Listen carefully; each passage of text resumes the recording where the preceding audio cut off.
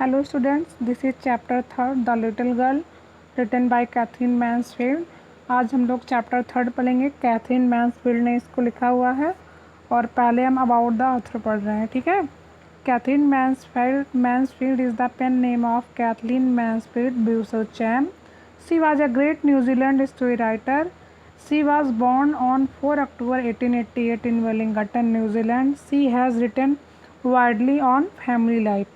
She has also written short sketches. Mansfield died in 1923. Katherine Mansfield जो थी, इनका एक पेन नेम था, रिटन नेम था इनका, मतलब इसी नाम से ये लिखती थी। क्या लिखती थी? कहानियाँ लिखती थी। और जो है, और उनका रियल नेम क्या था? कैथरीन मैन्सफील्ड ब्यूसोचैम, ठीक है। और she was a great New Zealand story writer, और न्यूजीलैंड की वो एक बहुत महान लेखिका थी। कैसी? कहानी लिखती थी। जैसे हम लोग कहानी पढ़ते हैं उसी तरीके से वो न्यूजीलैंड की एक बहुत बड़ी लेखिका थी जो कहानियाँ लिखती थी।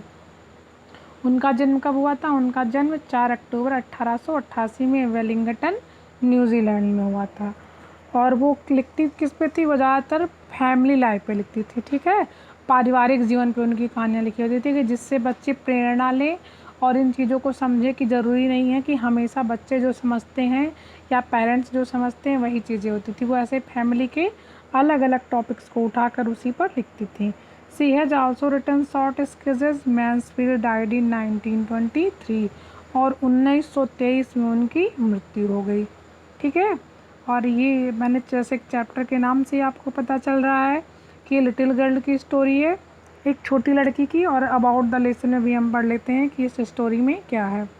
अ child may get frightened of his or her parent, specially when the parent is rude and harsh toward the child. ये एक छोटा बच्चा अपने पेरेंट से, फ्राइटेंड मीन्स होता है डरना, अपने पेरेंट से डर सकता है बच्चा या बच्ची कोई भी। कब? जब उसके पेरेंट उसके प्रति थोड़ा सा कठोर हो। हार्श मीन्स होता है कठोर।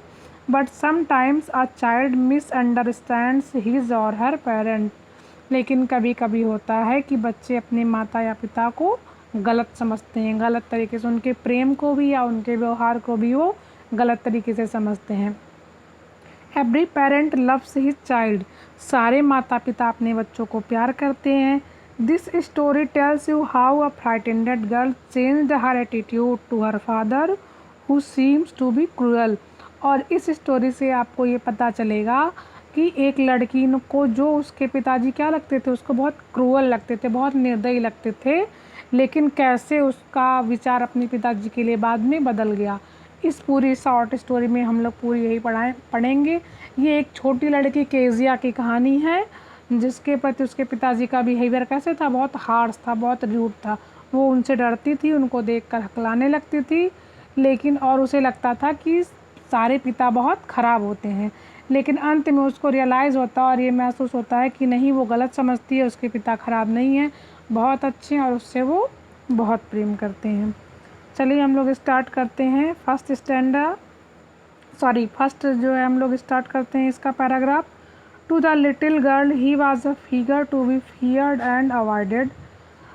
Every morning before going to work he came in to her room and gave her a casual kiss, to which she responded with, "Goodbye, father."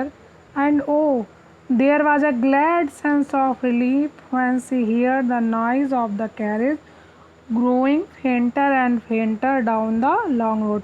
उस छोटी बच्ची के लिए वो क्या थे? ग्रेट फिगर ऑफ फियर मतलब होता है कि वो उसके लिए वही थे, महसूस करती थी अपने पिताजी को देख के, क्या डरती थी उनसे हमेशा, ठीक है। और वो ये मानती थी कि वो उसको क्या करते हैं, हमेशा उसको उपेक्षित व्यवहार उसके साथ करते हैं, उसकी उपेक्षा करते हैं। किसकी? केजिया की। अभी फर्स्ट पैराग्राफ में नाम मेंशन नहीं किया गया, बट अभी आगे जब आप पढ़ेंगे तो आपको पता चलेगा कि उस छोटी लड़की का नाम केजिया था। और डेली सुबह में उसके पिताजी आते थे, जैसे हम लोग पैर छू के प्रणाम करते हैं और या नमस्ते बोलते हैं, तो उसी तरीके से उसके पापा जब ऑफिस जाने से पहले उसके माथे पे किस करते थे। अंग्रेज़ लोग इसी तरीके से करते हैं, तो किस करते थे और उसको क्या बोलते थे? तो ये उसके बदले में, किस के बदले में केजिया बोलती थी गुड। जैसे हम लोग नमस्ते या प्रणाम बोलते हैं ना, तो ये लोग गुड बाय बोलती थी, गुड बाय फादर।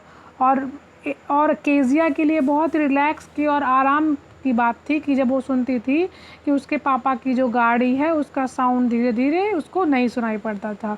मतलब कि जैसे जैसे गाड़ी रोड पर आगे बढ़ती थी साउंड धीरे धीरे कम होता जाता था और केजिया को अंदर से उतना ही रिलैक्स महसूस होने लगता था। But in the evening when he came home she stood near the staircase and here his loud voice in the hall. और शाम को क्या करती थी, शाम को सीढ़ियों के पास खड़ी हो जाती थी और उनकी तेज़ आवाज़ सुनती थी। लाउड वॉइस मीन्स होता है तेज़ आवाज़। Bring my tea into the drawing room, hasn't the paper come yet, mother go and see if my papers out there and bring me my slippers.